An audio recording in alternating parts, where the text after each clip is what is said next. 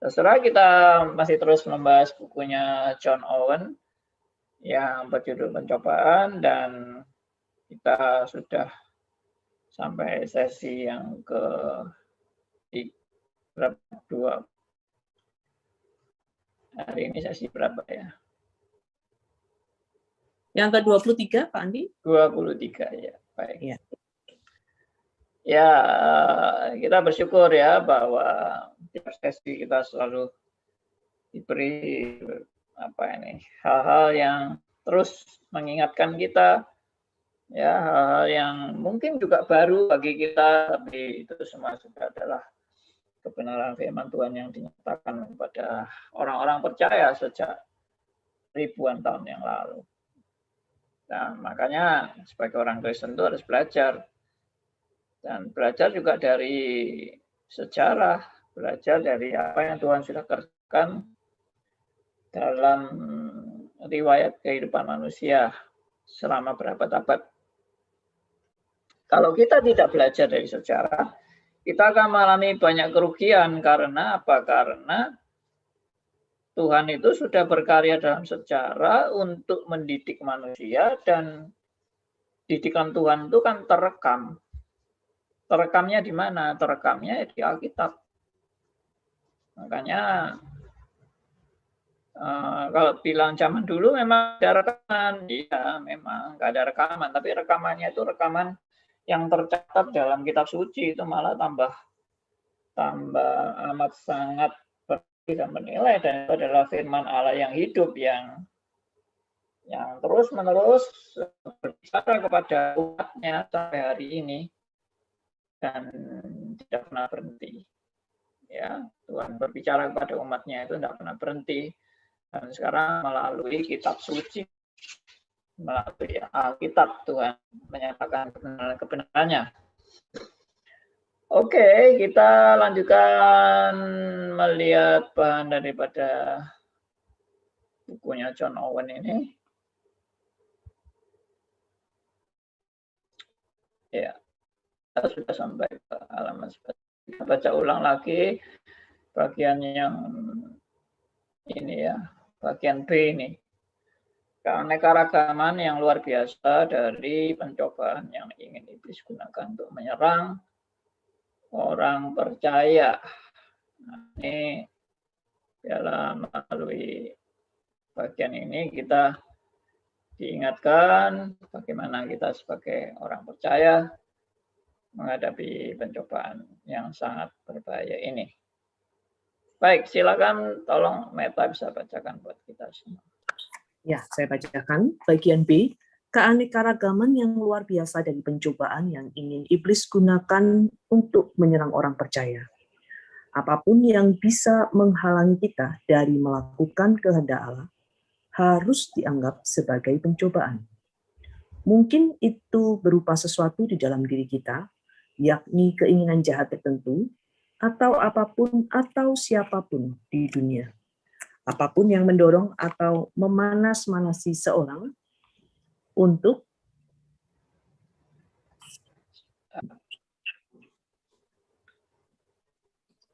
berdosa adalah suatu jenis pencobaan. Hampir semua keinginan yang mungkin dimiliki seseorang terbukti merupakan sumber pencobaan. Mengingini hal-hal seperti kehidupan yang mudah, teman-teman, standar hidup yang baik, reputasi yang baik. Daftar ini tidak ada habis-habisnya. Itu sendiri tidaklah salah.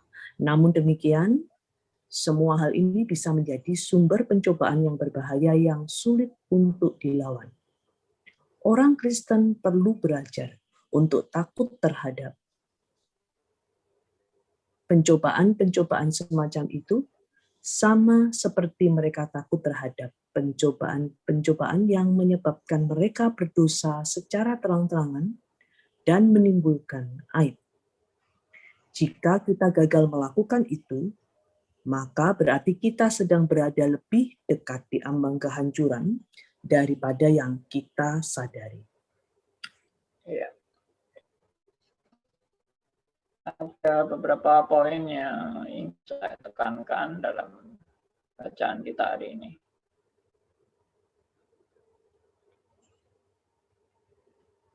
Ya, jadi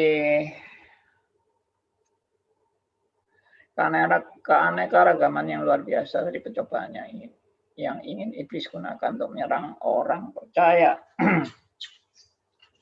Apapun yang bisa menghalangi kita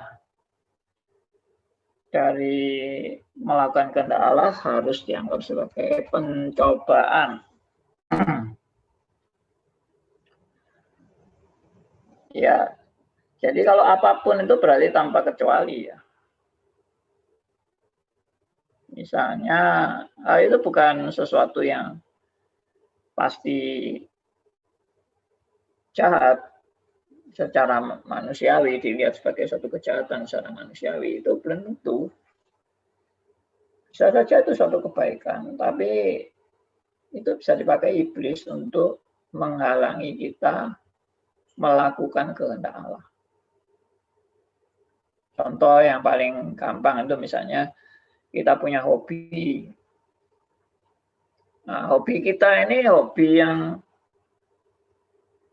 sangat kita senangi sampai-sampai membuat kita saking senangnya dengan hobi itu kita mengabaikan Tuhan dalam hidup kita. Atau ya mengabaikan Tuhan itu kan macam-macam. Misalnya mengabaikan perintahnya, mengabaikan hubungan atau relasi dengan Tuhan, mengabaikan akan amanat agungnya, ya kan?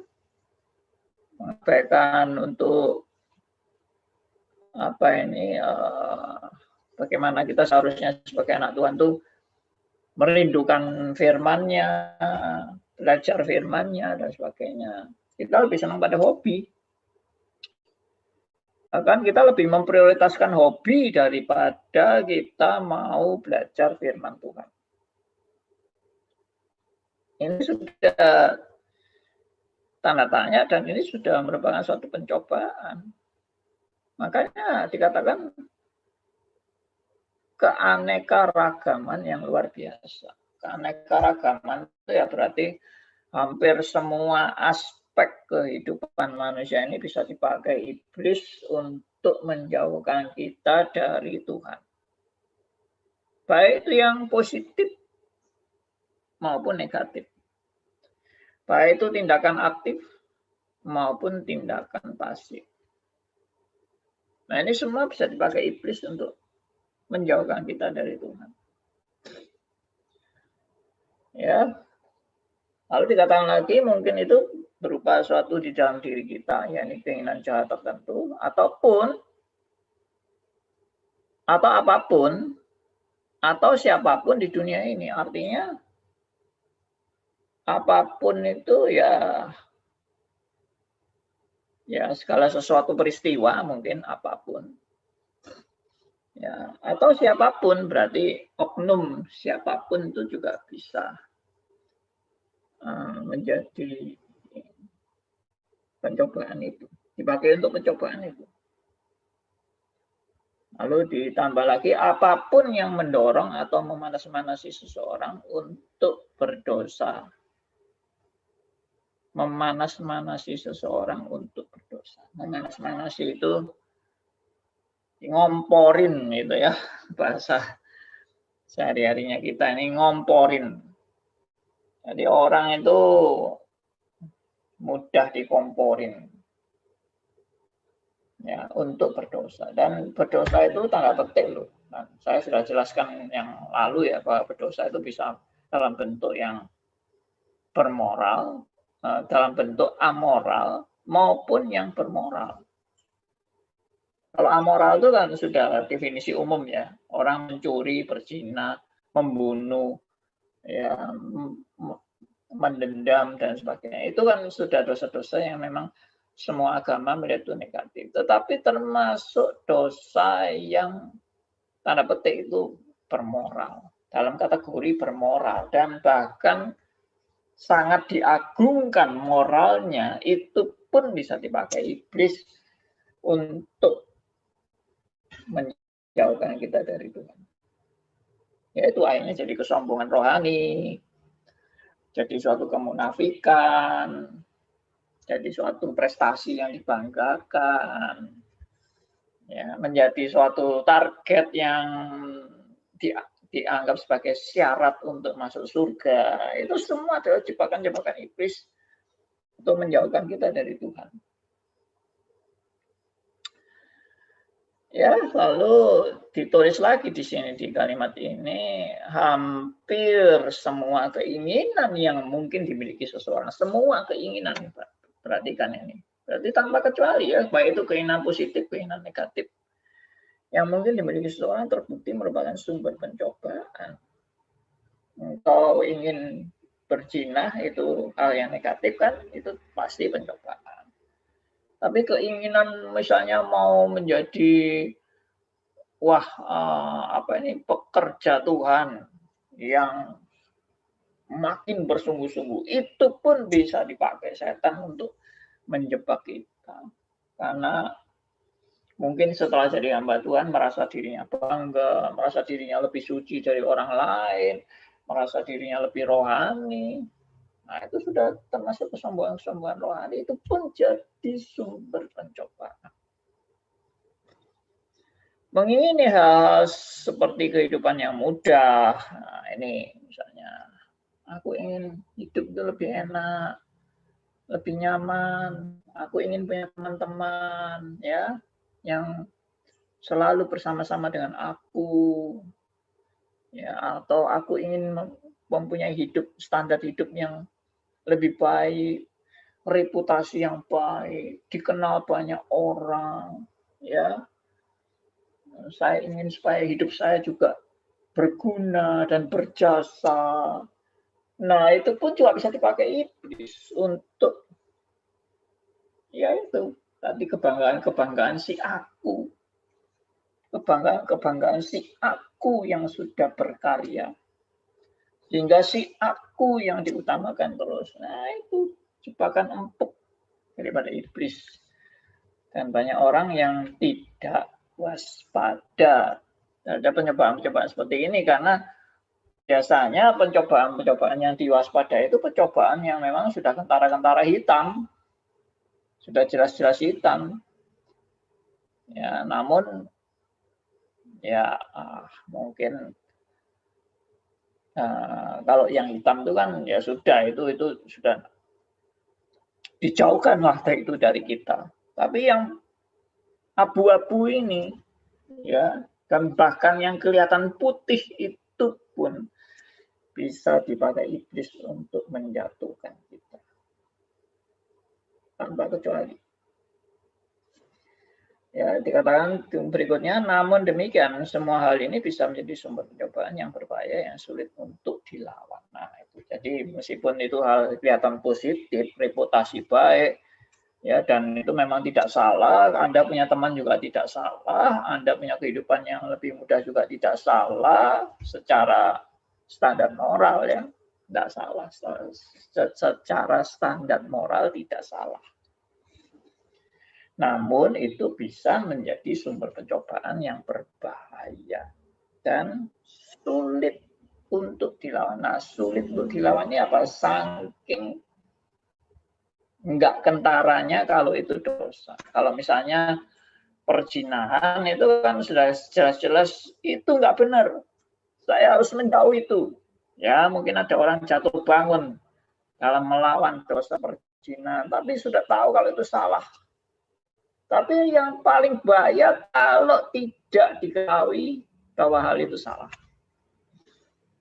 Maksudnya bukan salah dalam arti moral, tapi salah dalam arti ini sudah menjadi suatu berhala tadi. Ya, reputasi yang baik itu bisa jadi berhala. Teman-teman itu bisa jadi berhala.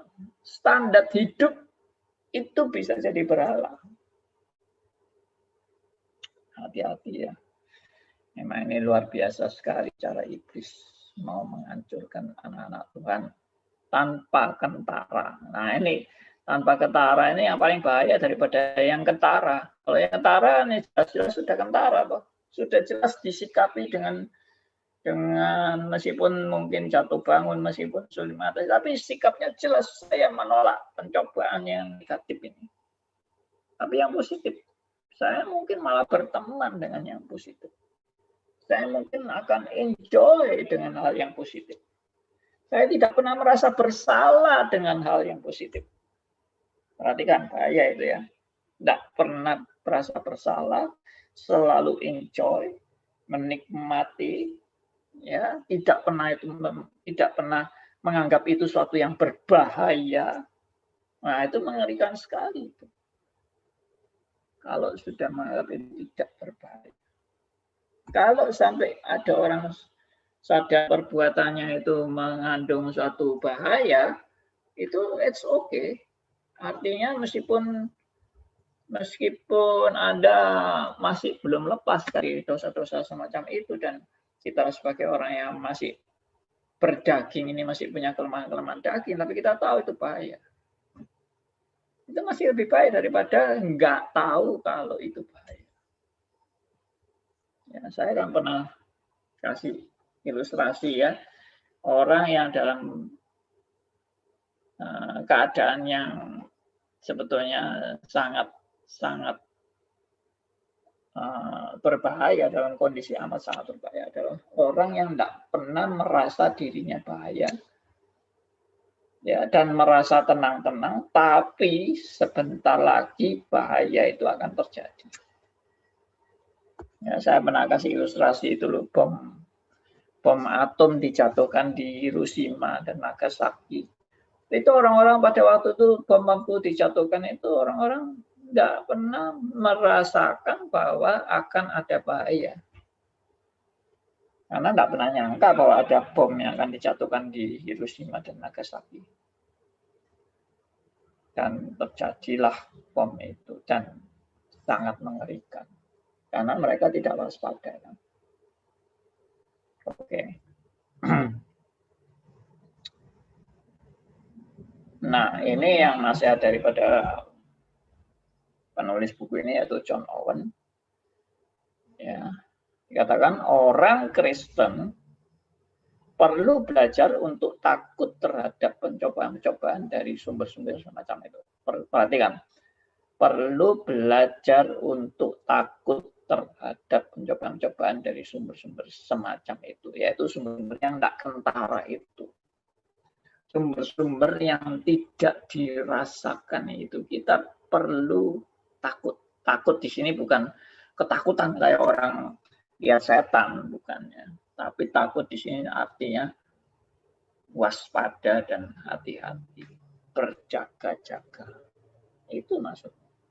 Harus peka, harus istilahnya sadar akan trik-trik atau pancingan-pancingan yang berbahaya daripada si iblis.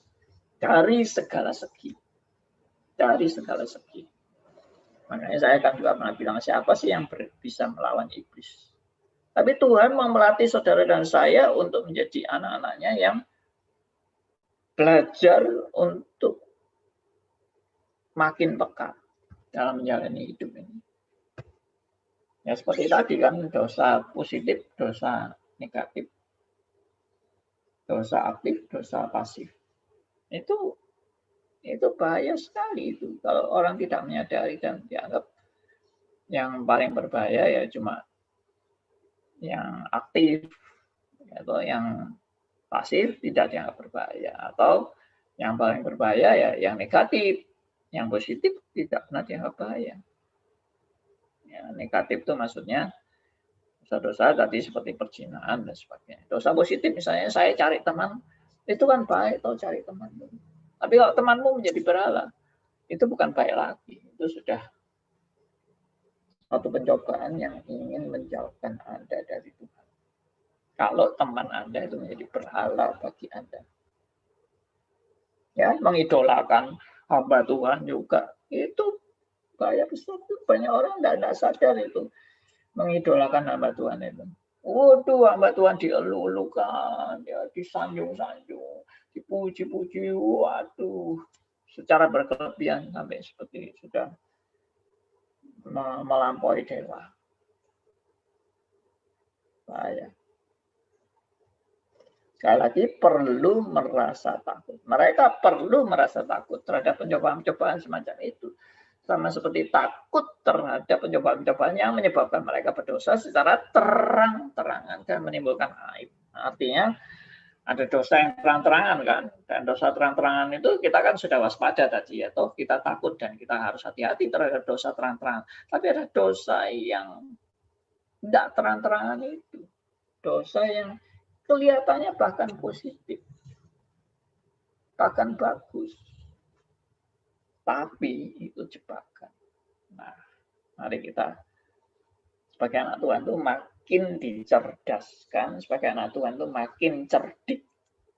Seperti ajaran Tuhan Yesus, kamu itu harus cerdik seperti ulat dan tulus seperti merpati. Cerdik dan tulus tidak boleh dipisahkan. Oke. Jadi ada dosa yang terang-terangan, ada dosa yang tidak terang-terangan, saudara. Ada dosa yang kelihatan sebagai dosa, ada dosa yang tidak kelihatan sebagai dosa. Ya, banyak hal yang harus kita pelajari dalam hidup ini dan tidak ada habis-habisnya belajar. Ya, oke, saya ulangi. Jadi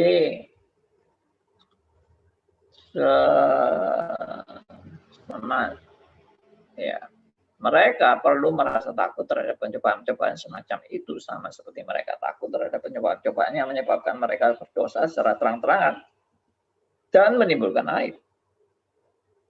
Nah, ini peringatannya di sini nih, yang mengerikan. Jika kita gagal melakukan itu, artinya kita tidak peka, dan kita anggap dosa itu hanya hal-hal yang kelihatan saja, sedangkan yang tidak kelihatan itu kita anggap tidak dosa, maka dikatakan berarti kita sedang berada lebih dekat di ambang kehancuran daripada yang kita sadari. Kita lebih dekat di ambang kehancuran daripada yang kita sadari. Jadi ya sama aja dengan kita tidak sadar. Dalam kondisi tidak sadar akan bahaya-bahaya dosa yang sangat membahayakan itu, kita diperingatkan bahwa kalau kita tidak sadar itu kita berada di ambang kehancuran. Tapi ini sebagai warning ya, warning, dan saya mau kasih peringatan, maksudnya bukan kasih peringatan, kasih masukan kepada peringatan ini yang mungkin juga menjadi hal yang sangat menakutkan bagi orang percaya. Bahwa ambang kehancuran itu maksudnya apa? Apakah maksudnya saya itu akan kehilangan pekerjaan saya akan kehilangan bisnis saya akan hancur, berantakan, dan sebagainya. Intinya sih bukan itu. Intinya di ambang kehancuran adalah bahwa saya makin jauh dari Tuhan. Jauh dari Tuhan. Dan saya makin mengabaikan Tuhan dalam hidup saya. Nah, itu yang yang bisa terjadi kalau kita tidak waspada dan hati-hati terhadap segala pencobaan. Ya, itu bagian yang saya jelaskan. Dan biarlah ini juga memperlengkapi kita sebagai anak-anak Tuhan. Ya, oke, saya berhenti sampai di sini tentang bagaimana kita menghadapi pencobaan-pencobaan daripada si jahat. Pencobaan-pencobaan itu bisa memang muncul dari diri kita sendiri. Ya, karena sebetulnya natur kita ini kan sudah natur berdosa. Natur yang pembawaannya dari sononya sudah berdosa. Jadi kecenderungan kita memang kecenderungan berdosa. Meskipun iblis mungkin diam aja, tidak kasih apa-apa, ya kita berdosa sendiri. Ya.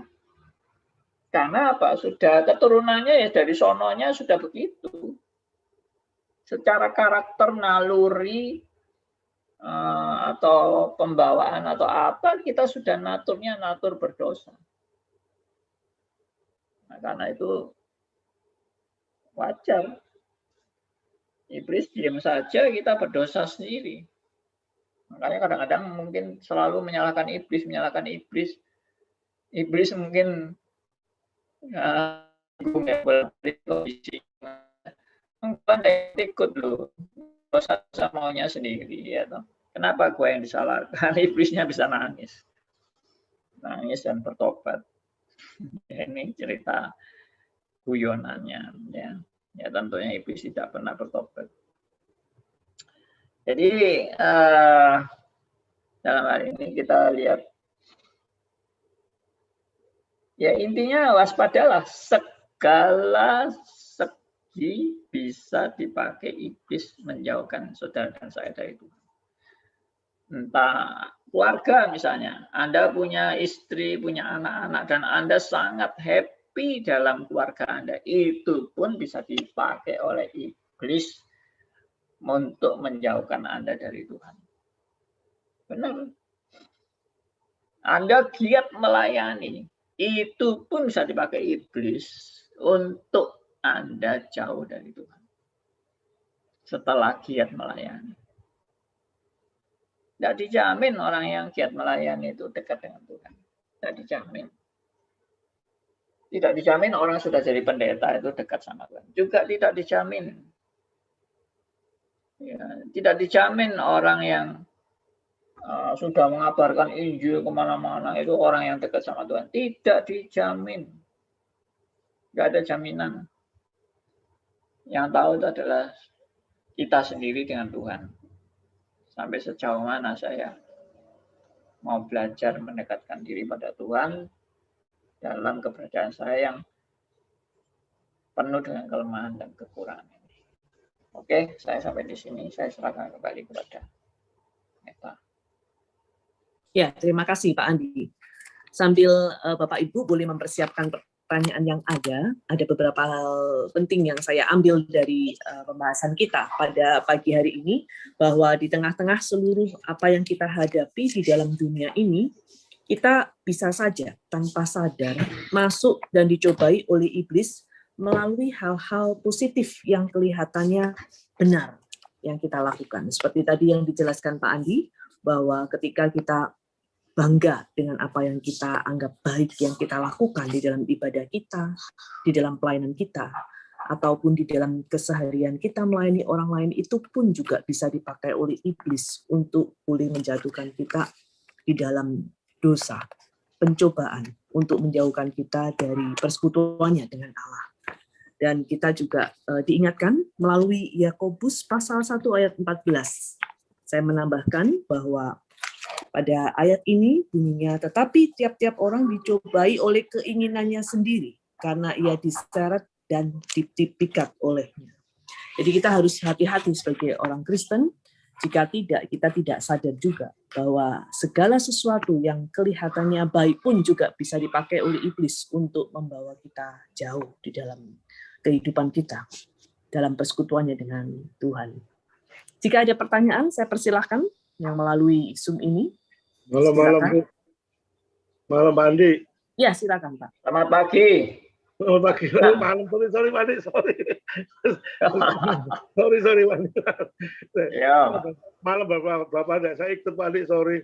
Banyak ada Zoom juga di gereja lain yang minta saya. Jadi, ya, selamat pagi. Jangan malam terus. sorry. Pak Andi, saya tadi lihat Pak Andi terus rasanya saya bingung juga, gini salah, gitu salah, Pak. Iya. Giat gini salah, enggak giat salah. Anak salah, enggak ke Tuhan terus salah. Terus iya. Apa Pak yang jadi sikap kita tuh apa gitu, Pak? Gitu, Pak. Apa jadi patokan kita tuh apa sebetulnya, Pak? Itu yang jadi masalah. Apa yang enggak ada solusinya gitu, Pak. Iya. Apa yang harus kita lakukan tuh bingung saya juga menghadapi ini, Pak. Ya, iya, itu yang pertanyaan saya, Pak Andi. Iya. Bagus. Ya memang kita seringkali dibuat bingung memang, supaya kita di dalam kebingungan itu kita nanti ada kemajuan ya. Karena seringkali orang itu tidak bingung tapi dalam bahaya. Dia merasa tenang-tenang aja tapi dalam bahaya. Nah, itu kan justru bahaya. Kalau bingung itu kan berarti wah, ada something yang saya harus belajar nih. Hati-hati ini, ya kan? Kalau enggak, saya bisa terjebak dalam jebakan-jebakan yang kelihatannya nyaman, tapi itu suatu jebakan. Namanya aja jebakan kok. Jebakan itu kan enggak kentara. Ya, jebakan itu kan kelihatannya baik-baik semua, tapi ternyata jebakan. Waduh, ya. Kalau jebakan itu sudah dalam bentuk yang bahaya, itu namanya jebakan. Itu namanya bukan jebakan lagi. Kalau sudah kelihatan bahaya itu namanya ya sudah warning, bukan jebakan, warning. Ya, Anda lewat sini, awas, banyak ranjau. Nah, itu kan warning, bukan jebakan. Tapi kalau jebakan itu tidak ada peringatan itu. Ya, lewat aja, tidak ada masalah. Tahu-tahu ada ranjau-ranjau dan sebagainya. Nah, kalau Pak Liman tadi bingung mengenai tidak giat ya salah, giat ya salah. Lalu standarnya apa? Ya, bagi saya kembali lagi standarnya adalah kebenaran firman. Tidak ada lain. Dan kebenaran firman itu mengajarkan saudara dan saya untuk menyadari bahwa kita ini memang adalah orang berdosa. Satu hal yang saya kasih contoh untuk jebakan iblis adalah Anda lupa bahwa Anda orang berdosa. Dan Anda merasa Anda sekarang sudah lebih suci dari orang lain. Atau lebih baik dari orang lain. Yang Anda anggap orang ini orang mungkin lebih bodoh dari Anda, atau orang yang tidak mengerti firman, dan sebagainya. Dan Anda merasa lebih suci dari dia, dan itu sudah jebakan. Tanpa sadar. Ya itu contohnya. Bukan berarti tidak boleh giat. Tapi di dalam kita giat, kita sadar aku tidak lebih baik dari orang lain. Dalam kita melakukan kegiatan, aku sadar bahwa kegiatan yang aku lakukan ini adalah privilege dari Tuhan. Atau hak istimewa dari Tuhan. Saya sebagai orang yang tidak layak. Kalau sudah merasa diri kita layak, itulah jebakan. Yaitu sama seperti orang Farisi ahli Taurat yang merasa dirinya layak dan lebih suci dari orang lain, lebih suci dari pemungut cukai, lebih suci dari orang-orang yang para pelacur, ya, dan orang-orang jalanan lah istilahnya. Itu mereka merasa dirinya lebih suci. Karena apa? Mereka itu golongan, kalau bahasa Jawanya ya golongan ningrat. Orang-orang seperti Farisi ahli Taurat itu golongan ningrat, golongan bangsawan atau tingkat tinggi, tingkat rohani yang hebat, rohaniawan lah istilahnya kalau dalam kekristenan, rohaniawan. Itu juga jebakan. Ya, makanya luar biasanya iblis itu di situ. Justru ini warning. Kita tidak usah bingung. Maksudnya tidak usah bingung itu tidak usah melawan atau mengcounter kebenaran. Akui aja, justru diakui.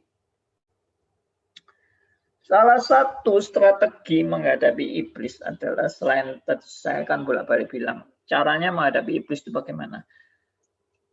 Lari mendekat kepada Tuhan. Itu caranya melawan iblis. Lari mendekat kepada Tuhan. Itu cara melawan iblis. Lalu yang berikutnya adalah mengakui segala keberadaan kita di hadapan Tuhan.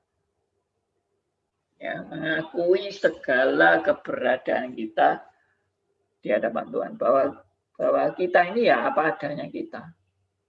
Tidak usah bersandiwara, tidak usah berpura-pura, tidak usah bergaya sok rohani, sok suci, tapi juga bukan jarak seperti yang saya bolak-balik bilang, bahasa Jawa jarak itu sudah tahu itu bersalah, ditabrak aja dan disengaja berbuat kesalahan.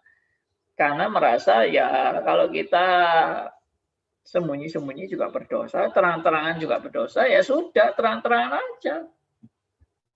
Misalnya saya pendeta yang berjudi misalnya, berjudi, atau saya main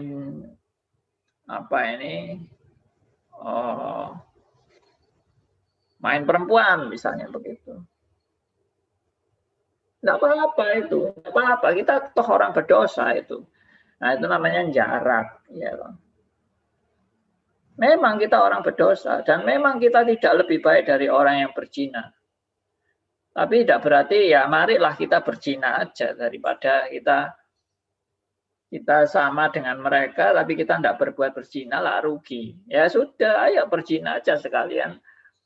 Jadi ya betul-betul kita ini sama-sama berdosanya. Nah itu kita juga tidak mengajarkan itu.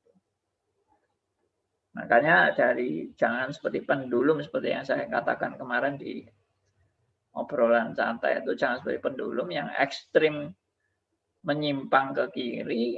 Kalau tidak ekstrim menyimpang ke kiri ya ekstrim menyimpang ke kanan. Tidak, tapi harus kembali kepada Alkitab. Poinnya di situ aja. Dan Alkitab mengajarkan saudara dan saya mengakui apa adanya bahwa saudara dan saya bukan orang benar di hadapan Allah. Saudara dan saya adalah orang-orang yang tidak layak di hadapan Allah. Tapi Tuhan mau melayakkan. Saudara dan saya mendapat hak istimewa dari Tuhan. Yang sebetulnya tidak patut hak itu diberikan kepada Anda dan saya. Karena kita orang-orang berdosa. Ya, nah, itulah salah satu hal yang kita bisa belajar dari firman Tuhan ini. Ya, datang kepada Tuhan dengan apa adanya dan datangnya itu betul-betul datang ke salib Kristus, bukan hanya sekedar datang sama Tuhan lalu gayanya masih merintah Tuhan, ya, gayanya ngebos ya, si bos. Tuhan yang jadi congosnya. Nah, itu juga jelas tidak benar. Tuhan tidak pernah mengajarkan seperti itu. Ya, saya harap ini dapat lebih dipahami. Pagi, Pak Andi. Pagi. Ya, pagi, Bu Meta. Ya, Pak, tadi balik ke poin itu, Pak, dosa yang tidak kentara itu, Pak. Ya. Ya, sepertinya begini, Pak. Ada semacam pemahaman pencobaan itu sebagai penyangkalan terhadap firman. Karena memang ada hal-hal yang tidak besar dan jangan dibesar-besarkan. Seperti hobi itu kan tidak besar ya. Kenapa terus manusia membesar-besarkan gitu? Ada hal-hal yang bukan prioritas utama tapi seperti menggeser yang utama itu, Pak. Nah, mungkin mohon maaf kalau ini salah saya, Pak. Tolong dikoreksi juga, Pak ya. Ya.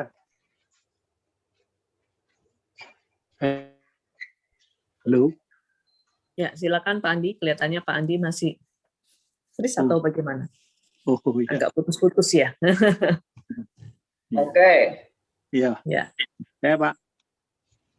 Sempat putus tadi, Pak ya. Nge-freeze gitu loh, Pak. Ya, silakan Pak Andi, pertanyaan Pak Theodor. Oke. Jadi bagaimana sepertinya kok membesar-besarkan yang tidak besar dan yang bukan utama. Nah, ini yang justru banyak orang yang tidak paham. Justru cara kerja iblis itu yang tidak kentara.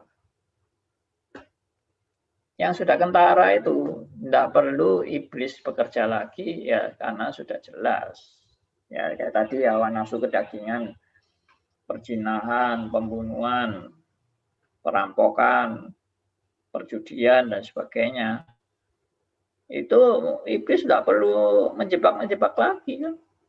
Karena itu udah jelas-jelas dosa dan kalau orang mau menikmati itu, misalnya menikmati narkoba, iblis tidak usah susah-susah untuk menggoda atau menjebak orang dalam narkoba karena ya itu sudah dia nikmati, sudah dia senangi. Dan itu sudah jelas-jelas kentara dosa. Bagi orang yang tidak narkoba kan sudah pasti menjaga diri untuk tidak menarkoba. Ya kan? Saudara-saudara yang tidak narkoba masa mau ikut narkoba? Ya, tidak mau kan? Kita sudah pasang kuda-kuda sangat jelas itu karena dosanya sudah sangat jelas. Tapi kalau yang tidak kentara itu kita itu menikmati. Kita nikmati itu hidup dengan misalnya memberhalakan hamba Tuhan itu, mengidolakan hamba Tuhan. Itu kita nikmati kan.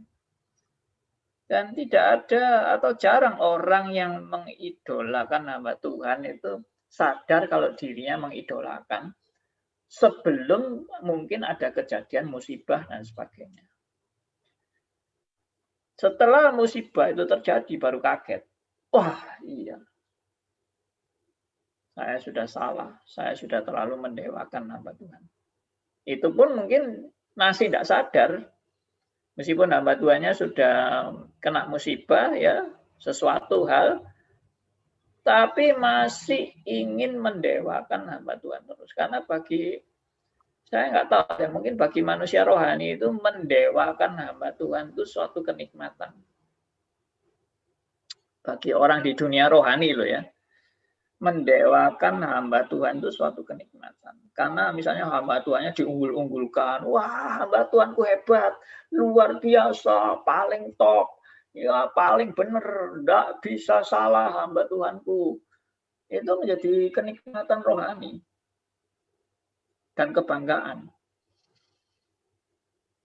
Makanya saya lihat kadang-kadang Tuhan itu mungkin juga sengaja menjatuhkan hamba-hamba Tuhan tertentu yang sudah amat sangat didewakan itu sama Tuhan benar-benar dijatuhkan supaya manusia itu yang mendewa-dewakan itu baru melek. Loh, ternyata hamba Tuhan itu ya manusia biasa ya. Gitu. Tapi tidak juga jangan jadi ekstrim lain lalu melihat hamba Tuhan jatuh, oh biasa, nggak apa-apa, itu normal hamba Tuhan jatuh itu normal. Ya karena semua manusia itu kan sama. Kita juga bisa jatuh, hamba Tuhan juga bisa jatuh. Jadi dianggap wajar-wajar aja. Itu juga suatu jebakan juga kan. Jadi memang semua boleh dikatakan yang dikatakan oleh Pak Liman tadi ya memang gini ya salah, gitu ya salah. Ya memang dunia ini semuanya itu bisa jadi jebakan iblis. Nah itu yang kalau Theodor bilang apa itu bukan dibesar-besarkan. Ini bukan membesar-besarkan. Ini membuka rahasia jebakan si iblis. Kalau Anda misalnya menganggap itu hanya dibesar-besarkan, itu tidak penting itu pun sudah kena jebakan. Orang ngomong kayak gitu itu. Menganggap jebakan iblis itu tidak penting dan tidak perlu dipedulikan. Ya itu sudah kena jebakan namanya orang menjawab kayak gitu itu. Ya. Oke. Ya Pak. Ya Pak Aryo. Jadi untuk tadi ada buku juga ya Pak Andi. Gimana? Tadi ada buku Willy dulu. Oh, Bu Willy. Ya, sorry Pak Aryo. Ada Bu Willy dulu. Silakan, Bu Willy. Silakan. Ya Pak Andi, melengkapi saja apa yang Pak Liman, bukan Pak Liman saja yang menghadapi gitu. Saya kira setiap orang yang sudah percaya kepada Tuhan mengalami semuanya itu karena Tuhan mau ajar kita bahwa kita tidak pernah berhenti belajar. Karena kalau kita sudah pikir kita sudah tidak perlu belajar, nah itulah jebakan dan itulah kita tidak bisa terima. Kita hidup itu tidak ada ini karena Tuhan bekerja di dalam segala sesuatu itu untuk mendatangkan kebaikan. Jadi tidak pernah bisa kita mengatakan kenapa begitu terjadi lagi. Karena kalau kita sudah tidak ada ini berarti kita sudah sepertinya kita lebih harus berhati-hati karena kita kayaknya di pembiaran sudah. Jadi kita itu tidak peka lagi. Seperti yang Tuhan mengatakan bahwa tetaplah berjaga-jaga dan berdoa karena kita masih di dalam daging ini. Roh memang penurut, tetapi daging lemah gitu. Jadi kita gampang saja tertipu. Sampai itu juga kan termasuk juga bahwa pengudusan kita itu setiap saat gitu. Sampai kita berhenti pada waktu kita betul-betul dipanggil dengan Tuhan. Jadi Nggak heran lah kalau semuanya itu akan terjadi gitu. Supaya kita itu tidak menjadi puas. Akhirnya kita jatuh di dalam pencobaan-pencobaan yang jadi jebakan iblis gitu. Itu saja tambahan. Baik, terima kasih. Silakan Pak Rio. Ya, tadi itu kita orang yang bingung karena gini salah gitu salah. Ya artinya orang yang bingung gini salah gitu salah itu biasanya orang yang baik-baik saja. Kalau orang yang tadi yang masih kelas bawah mungkin ya sudah jelas yang ketok cuma yang kasar-kasar saja. Jadi yang di tingkat atas memang bingung. Jadi cara-caranya adalah satu, kita harus menyadari bahwa kita ini naturnya memang berdosa, kecenderungannya memang dosa itu harus ditanamkan dulu. Terus harus kalau kita sudah tahu kita ini naturnya kayak gitu, siapa sih sasaran kita? Ya ego kita sendiri, itu bosnya dari segala itu. Ego kita itu yang selalu egosentris. Nah, dan kalau kita sudah tahu kita ini cenderung memang egosentris, yang artinya egosentris itu apa sih? Ya musuh dalam selimut. Itu artinya awake dhewe. Tidak kroso. Yang dikatakan orang musuh dalam selimut kok dibesar-besarkan lagi ya artinya sampai tingkatan musuh gereja bukan orang luar, orang dalam misalkan gitu ya. Lagi-lagi musuh dalam selimut toh. Ke dalam tubuh kita manusia ya sudah ya ego kita. Kalau organisasi orang dalam. Nah, jadi terus kita tadi diberitahu kita sudah jelas diajar sasaran-sasaran model gini nih. Sudah tahu sasarannya, sudah di ranking ini yang intinya ada dosa-dosa putih, dosa-dosa sing alus-alus. Nah, itu sing tidak kroso, sing kita nikmati seperti minum morfin, tidak kroso kalau kita sudah ketagihan oleh hal-hal itu. Nah, itu sudah memperjelas untuk kita tadi yang bingung, saya bingung, semua bingung, ya tadi. Ini loh sasaranmu nih ya ini, ya egomu, sasaran moral-moral sing kau moral alus-alus ini justru hal yang diperhatikan sungguh-sungguh, bukan yang dosa yang kasar-kasar itu. Nah, kan sudah jelas menolong untuk menjawab bagaimana mengatasi kebingungan kita. Sudah disebutkan sasarannya. Dosa putih, wis. Terima kasih, Pak. Oke, terima kasih, Pak Rio. Ya, itu tambahan-tambahan ya dari Bu Willy, dari Pak Rio. Ya, saya senang teman-teman sudah bisa saling melengkapi satu yang lain. Ya. Oke. Ya, terima kasih buat tanggapan-tanggapan dan juga pertanyaan. Jika ada satu pertanyaan terakhir, kalau di chatting masih belum ada, Pak Andi. Masih ada satu pertanyaan terakhir, silakan. Kalau tidak ada, mungkin Pak Andi boleh memberikan sekali lagi tambahan atau mau memberikan kesimpulan untuk pelajaran kita hari ini. Silakan Pak Andi. Baik. Jadi saya simpulkan aja. Sekali lagi saya mau ingatkan, Anda dan saya itu memang tidak mungkin mampu melawan iblis itu. Karena dia punya strategi 1001 macam strategi yang boleh dikatakan begitu canggih dan begitu luar biasa sehingga saudara dan saya tidak akan mampu untuk bisa mengatasi itu. Maka kembali lagi, seperti yang tadi saya jelaskan bahwa Tuhan mengajar saudara dan saya untuk lari mendekat kepada Allah. Jadi misalnya tadi kita sadar, oh keakuan kita, kedagingan kita masih punya keakuan dan kedagingan. Tapi bagaimana menyelesaikan keakuan dan kedagingan? Tidak ada jalan lain kecuali datang kepada salib Kristus. Mengakui segala keberadaan kita di hadapan Tuhan. Dan untuk kita mengaku dosa, kita bertobat, dan kita diperbarui terus-menerus. Diperbarui terus-menerus itu berarti juga tidak pernah selesai seumur hidup kan. Makanya saya selalu juga ingatkan, jangan jadi orang Kristen yang kemudian arogan. arogan dan merasa Anda lebih suci dari orang lain, Anda lebih hebat dari orang lain, Anda lebih pintar dari orang lain, Anda lebih berhasil dari orang lain, Anda lebih unggul dari orang lain, dan sebagainya. Itu yang dikatakan tadi Pak Aryo adalah si aku. Ya, itu bukan hasil pekerjaan Roh Kudus pasti kalau si aku itu.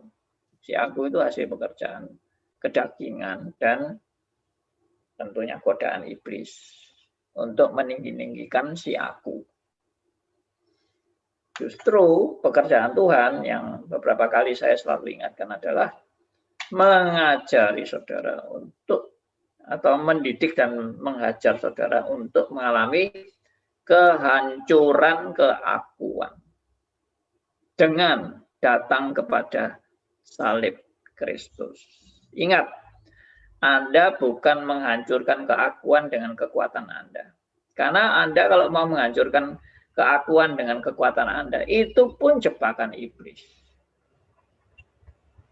Anda merasa Anda sudah sanggup menghancurkan keakuan Anda. Itu pun jebakan iblis. Karena keakuan itu bukan Anda yang menghancurkan. Keakuan itu adalah proses penghancuran yang dilakukan oleh Roh Kudus di dalam sanctification, proses pengudusan. Dalam relasi yang dekat dengan Tuhan. Relasi yang dekat dengan Tuhan. Ya, di mana melalui hubungan pribadi dengan Tuhan, Anda sebagai ranting yang melekat pada pokok anggur, maka hasilnya itu adalah buah roh. Dan itulah yang menjadi kesaksian bagi kemuliaan Tuhan. Ya, biarlah ini boleh menguatkan kita.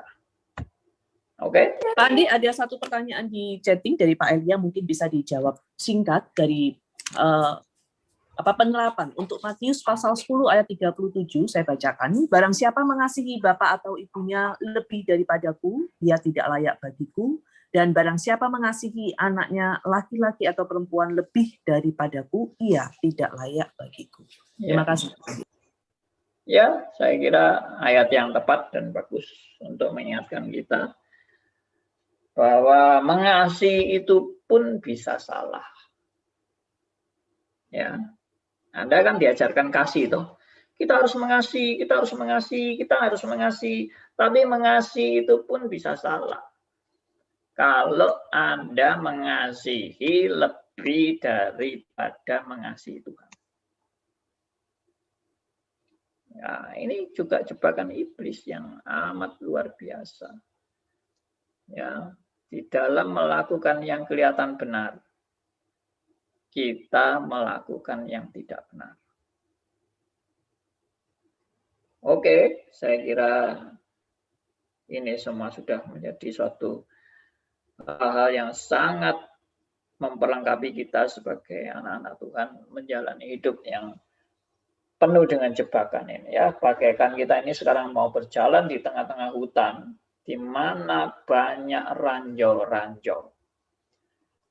Tapi puji Tuhan, Tuhan yang menuntun dan membimbing kita dan memberitahu di mana ada ranjau dan di mana kita harus menghindari ranjau itu karena bimbingan Tuhan, bukan karena kehebatan kita. Tuhan memberkati kita semua dan mari kita tutup dalam doa. Saya minta untuk Bu Kwili ya bisa pimpin dalam doa. Mari kita berdoa. Bapa kami yang di surga, kami mengucap syukur. Sekali lagi kami diingatkan untuk Tuhan kehidupan yang nyata di dalam hidup ini. Seringkali kami tidak sadar Tuhan bahwa kami hidup dengan kekuatan kita sendiri, tapi bukan bersandar kepadamu. Tapi kami juga bersyukur karena Tuhan telah memberikan firman-Mu kepada kita, supaya melalui firman ini kita selalu disadarkan betapa kita membutuhkan Dikau, membutuhkan pimpinan-Mu di dalam hidup kita, sehingga kita bisa berjalan sesuai dengan apa yang kami sudah belajar. Dan kami tahu Tuhan bahwa banyak hal di dalam hidup kita masih bergumul, masih melakukan hal-hal yang membuat kami sendiri juga bingung. Tapi kami percaya Tuhan bahwa semuanya itu Allah Tuhan bekerja untuk mendatangkan kebaikan. Tenangkanlah hati pikiran kami ya Tuhan, supaya kami tidak lupa untuk selalu datang kepadamu dan tidak mengabaikan atau meremehkan musuh kita, baik itu musuh dari diri kita, musuh dari iblis, dan musuh dari dunia, sehingga kita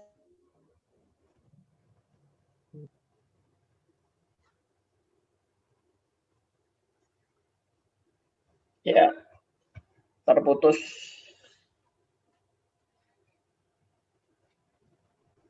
Ya, terima kasih kepada Tuhan atas anugerah Tuhan. Kami serahkan semuanya dalam nama Tuhan kami Yesus Kristus. Amin. Tuhan memberkati kita semua.